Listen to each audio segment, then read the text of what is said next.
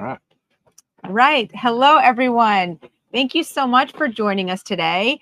We're coming to you on vacation. So, and it's very windy where we are right now. So if it's a little too loud, let us know, but we're hoping that the microphones are helping us, right? So have you guys ever considered fasting? But are you wondering if the benefits of fasting are worth the pain of not eating, of feeling hungry? So I'm Lisa, and this is Dr. Ryan, and that's what we're going to cover today. We're going to cover using fasting as a therapeutic option for weight loss, how not to fast, how to fast in a healthy way, and then supplements that can help you along the fast, or supplements that you can take without breaking a fast.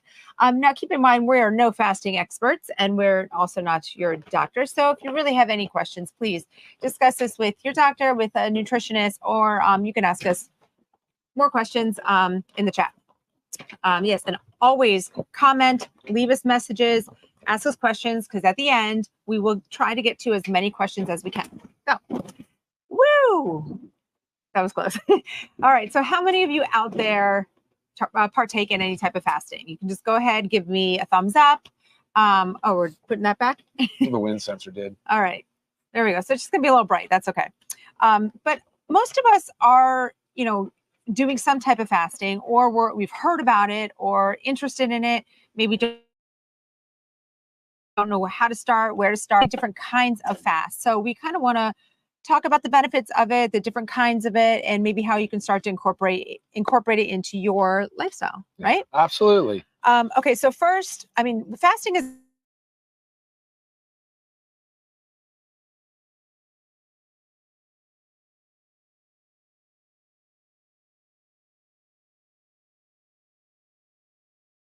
weight when we really have to understand this has been around for a very long time. But it is a very beneficial option to help with weight loss. And that's not the only reason why fasting is good, but this Correct. is what I want to talk about right now, how it can help as for weight loss. So the biggest thing is, when you are partaking in some kind of fast, right now, I'm just going to use the intermittent fast of like a 16-8 that most people have heard about. It's most common, and it's really where you fast for 16 hours and you're eating for 8. So in this example, you're eating for 8 hours. It is hard to overeat in calories when you're putting all of that into an 8-hour window. So that's where it can really help when it's cut back on your daily caloric intake.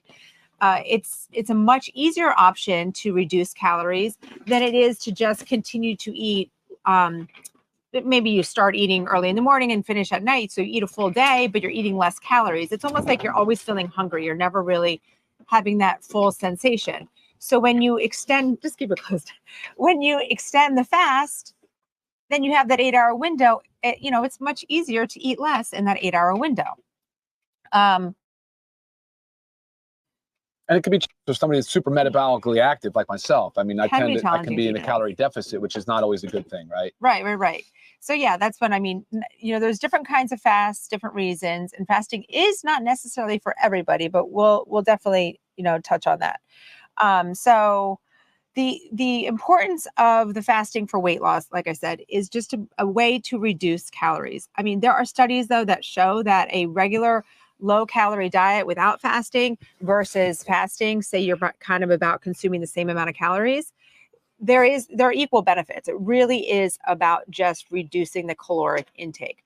But like Ryan was saying, if you're someone that is trying to get a certain amount of calories in per day, it can be hard during that 8-hour window, which tends to be pretty hard for both of us.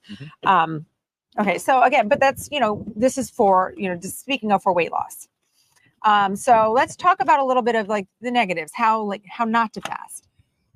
So say you're doing, and again, I'm going to reference the 16-8 right now because it's the easiest, most common to reference. But say you're doing that, you do your lovely fast for 16 hours, and then it comes time for you to eat that 8-hour window, and you just fill it with junk. That is so metabolically unhealthy. You're going to shock your system. It is not gentle on your body, and it's horrible. It's going to also mess with the blood sugar, the insulin response. So in that, our eating window, we'll just refer to as our eating window, you really need to fuel yourself with healthy, nutritious foods. Okay. A few other things, premenopausal females, sometimes fasting can be perceived as stressful on the body. So if you're trying to push something too long, our body perceives it as stress, then we have a big cortisol rise, and it can actually kind of screw up our hormones. So we got to be very careful with that. Now, postmenopausal, when the hormones have done their thing, it's different. So your body doesn't necessarily perceive it as stress. Also, for females menstruating, the week before our cycle, our body is a little bit more sensitive, a little bit. We need to be more gentle to our bodies. So sometimes that 1 week prior to, longer term fasting is not ideal because, again, perceive more stress. You can screw up your menstrual cycle, screw up your hormones. And then certain medical conditions, fasting may not be for you. And that's why if you have those questions, definitely make sure you discuss with your doctor. And another thing was like if somebody does have an eating disorder, adding this in may not be a beneficial option. So again, that's another one discussed with your healthcare provider. And then how to fast in a healthy way. So this is where I want to discuss like the different types. Do you have anything to say? I feel like I keep running on. I do, but I think I'm going to keep waiting for this opportunity, this window where it opens up. Okay. Well, before we go to how to fast in a healthy way, do you have anything for like how to not fast, like things that we should not do? No, I kind of said it. I think I'd be most concerned about those those metabolically active folks that should not be in a calorie deficit and go, okay, my 8-hour window is now, but I'm here, I'm there, I have an appointment, I have a busy schedule, I don't eat enough, and I just end up losing weight, losing muscle, and it's more counterproductive. Losing muscle, yeah. Got to be careful with that because we do eat too little. Yes, we will start to take from our muscle, and got to work hard for that muscle. Okay, so let's discuss some of the options of the types of fast. So it's just like how to fast in a healthy way. So obviously we just talked about the 16-8. There's also the 5-2, which is eating your regular calories for 5 days, and then 2 days of the week, women eat 500 calories and men eat 600 calories. So that's, or none at all. Or none at all. Well, yeah, okay, or none at all. So that's your 5-2.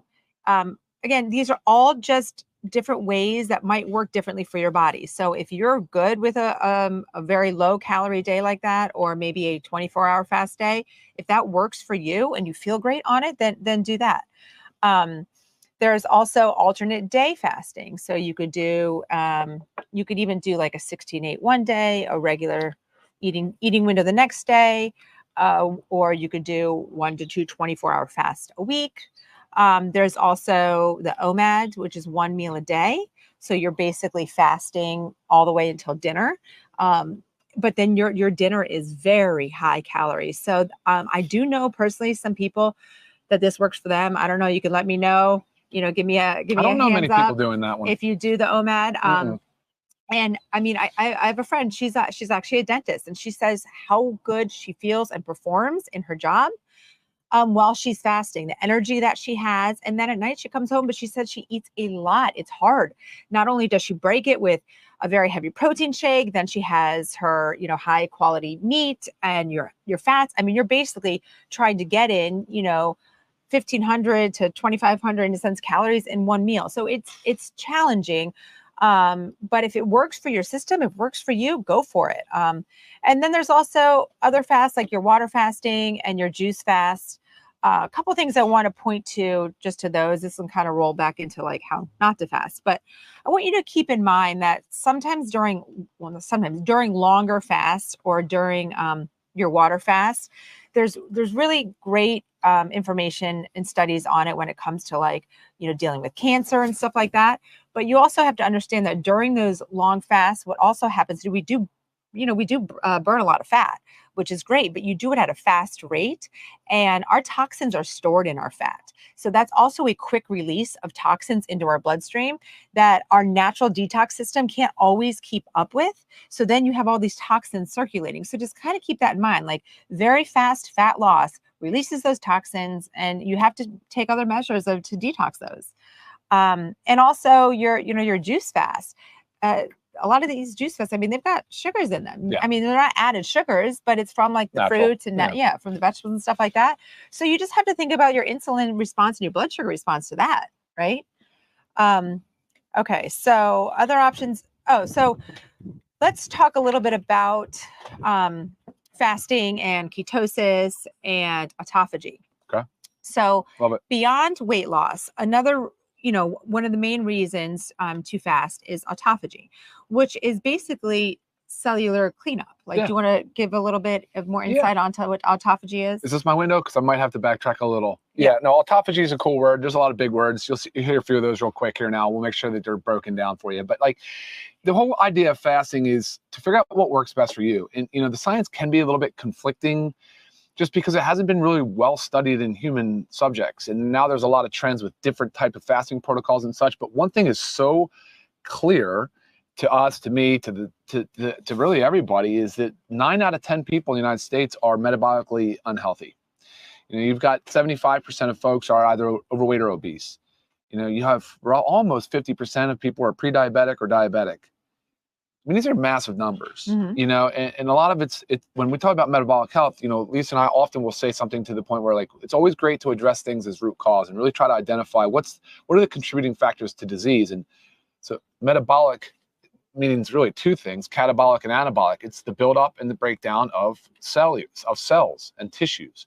And so, when you're talking about being metabolically unhealthy, it's really the foundation of your health. I mean, that's how your cells divide. It's constant cell division, and when your cells are dividing, they ultimately run their lifespan and hit up a certain point where they are no longer dividing the way they should be. And that's programmed, and that's all normal, fine and normal. That's what the body is designed to do. And when those cells hit that point, they really should undergo a phase of cleanup, and they should be discarded. Like, there's a word apoptosis, where it's like cell programmed death. Like, the cell now just programmed, all right, done, we're dying, we're gone, we're bye-bye.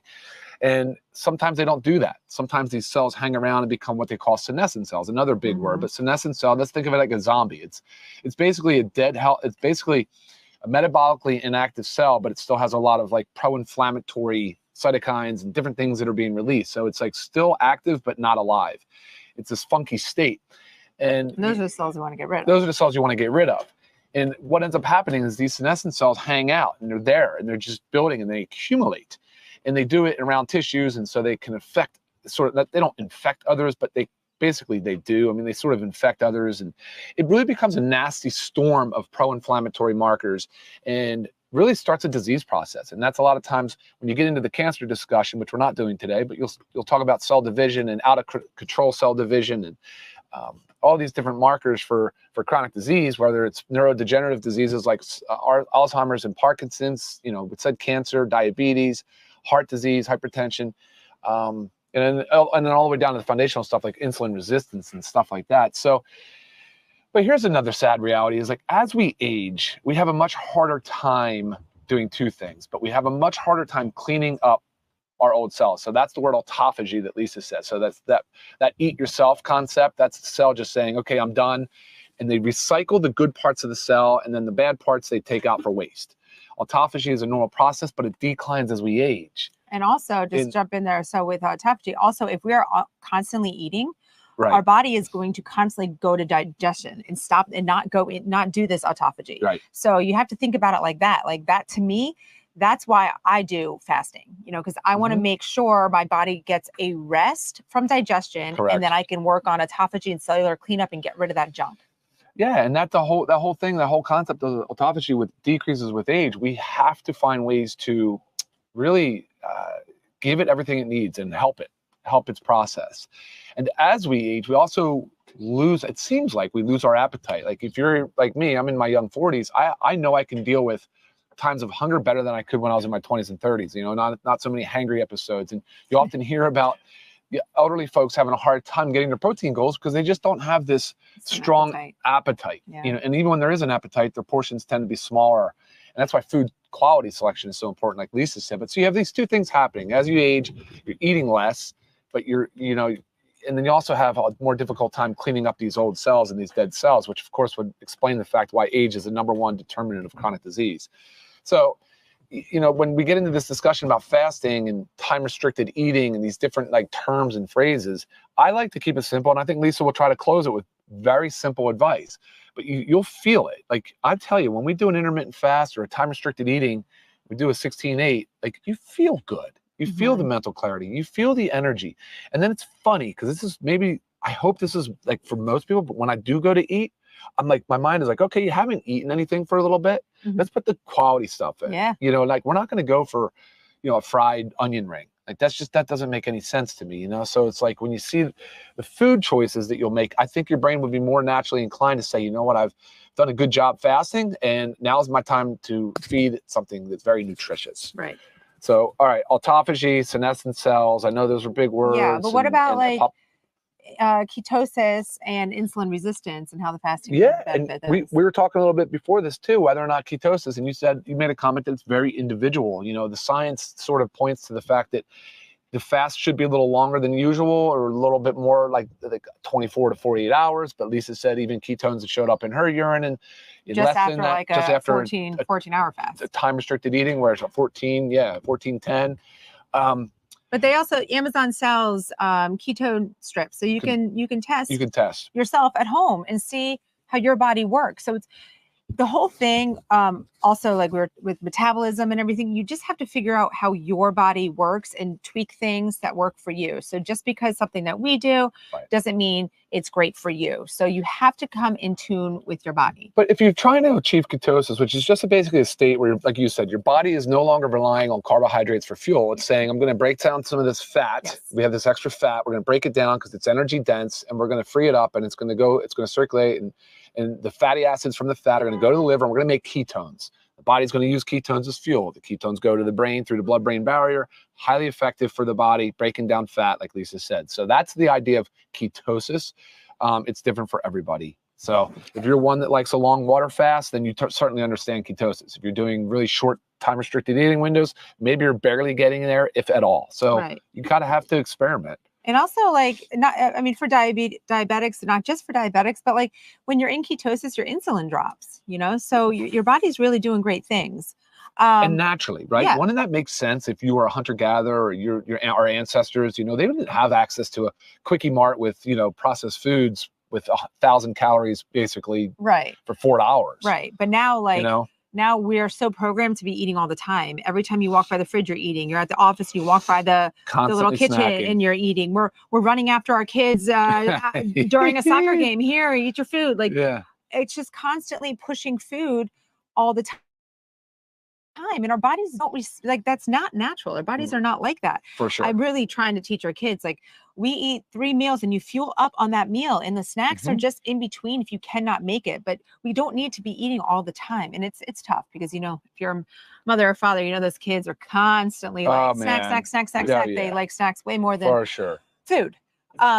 Okay, so before we go into questions, just one more thing, because also, you guys, make sure if you don't already, make sure you subscribe to our channel, follow us, like us, so you don't miss any of these wonderful training episodes. You can watch all our previous ones, but obviously Live Good, a nutritional supplement company. Let's talk a little bit about supplements that can help you without breaking your fast. And now this is there's gray area, right? This is not just black or white, because again, you also need to be able to know your body, test your body, see if something raises your blood glucose, see if something takes you out of ketosis. And it's all just about testing yourself. But some supplements that can help, and I do have some of them here. Like I said, we're traveling right now, so I don't have everything, but we have our creatine HMB. There is nothing to it. There's no calories. There's no sugars. So this can be taken during a fast. It can help with your brain, feeling good, help with muscle. Also, essential aminos. There are some studies that show amino acids can, increase your blood glucose. So, it wouldn't be a lot. It's just saying if you're trying to stay in that fasted state, it does not affect me in that way. So I definitely use these during fasting. It really helps, especially if you're doing longer term fasting where you want to preserve that muscle, right? Because if you do a longer term fast, your body will start to tap into those, the muscle reserves. Yep. So essential aminos, what a wonderful, wonderful thing to help preserve and maintain your muscle mass during fasting. Same if you want, you could drink the coffee. I do not have the container with me right now, but you can drink our coffee, or E3 can help. A little bit of the caffeine can also help push along a fast. For longer term fast, collagen peptides, while they may take you, they may raise your blood glucose, they usually won't take you out of ketosis. And they can also help with prolonging a fast if you are partaking in a longer term fast. And then when the supplementation, you can take factor 4. You can take our multivitamin, vitamin D, although the multivitamin, you have to remember there's, as well as the vitamin D, fat soluble vitamins that absorb better when eaten with food or fat. But also in the multivitamin, there's a lot of B vitamins in there, and they can sometimes make you feel a little queasy if you're taking them on an empty stomach. So know your body. For me personally, I cannot take our multivitamins while fasting. I have to wait till food's in my belly. So I just wait to take it after. What are some other, I mean, that's basically the supplements that we have that can, right? Yeah. Yeah.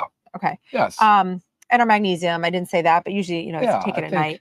But yeah, so there's supplements to take. There's supplements that can help. But bottom line is, guys, fasting is such a great way for weight loss. It's such a great way to induce autophagy. Remember, cellular cleanup. Really let your body take a break and work on repairing itself and getting rid of the junk, the zombie cells that Ryan was talking about. So you've got to figure out what works for you. Try every kind of fast and see what your body works best with. I don't like doing anything long term. I don't like feeling hangry. It happens to me kind of quickly. My blood sugar can drop. So I'm a real big fan of fasting 14 hours. That's kind of my average. So I'm like a 14-10. But I will say, you should, every single one of you listening to this, and everybody should 100% fast for 12 hours. Should 100%. That is enough time to give your body a break to stop digesting and work on other things. Not necessarily get into autophagy, but just some repairing that goes on, right? So you need to at least do the 12 hours. And if you think about it, it's very simple. Let's say we stop eating dinner at 7, don't eat till 7 o'clock in the morning. I mean, that's like easy peasy. Not to mention if you were those nighttime snackers, this completely washes that away, right? I'm glad you gave the example timing, because I want the takeaway to be simple. You know, where a 16-8 is pretty easy to accomplish too. If you stopped eating at, say, let's pick 8 p.m. because that's easy, right? You would not eat again until 12 noon the next day. That would be a 16-hour fast, guys. But you're sleeping for a good chunk of that, and then you're getting up, and hopefully you're hydrating properly. And, you know, by the time that lunchtime hour comes around, you may have a little bit of a challenge around the 10, 11, who knows what time in the morning, but you might be tempted to eat. But by the time it hits 11, 11:30, you might even forget the fact that it's 12 o'clock and may go longer. It happens to me often. But so by 12 noon, you eat again, and then you have your 8-hour eating window until 8 p.m. So that's an example.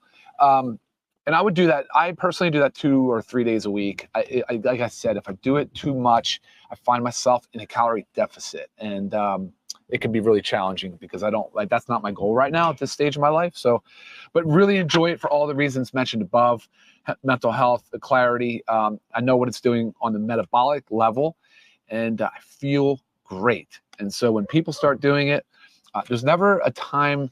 There's certain disease states and parts of the process where you want to be careful. I think obviously pregnancy, we're not talking about there's some contraindications. Correct. So, yes, so pregnancy, of or course, nursing, menstrual cycle, no. nursing, Yeah. no. You know, active cancer treatments, of course, you need to run that through the oncologist to make sure things are on the up and up. But yeah, I mean, I just don't know anybody that says that they when they try it, everybody seems to have some benefit because they can tailor it to themselves. Right.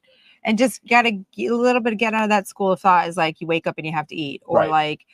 I go to you go to the gym early in the morning, you have to eat before you work out. No, fasted workouts are wonderful.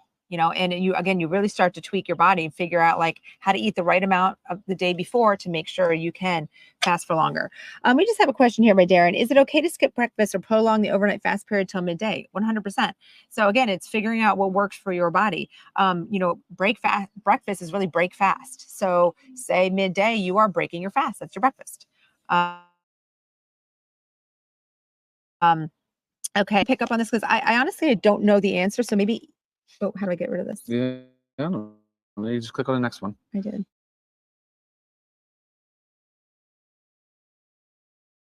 You do and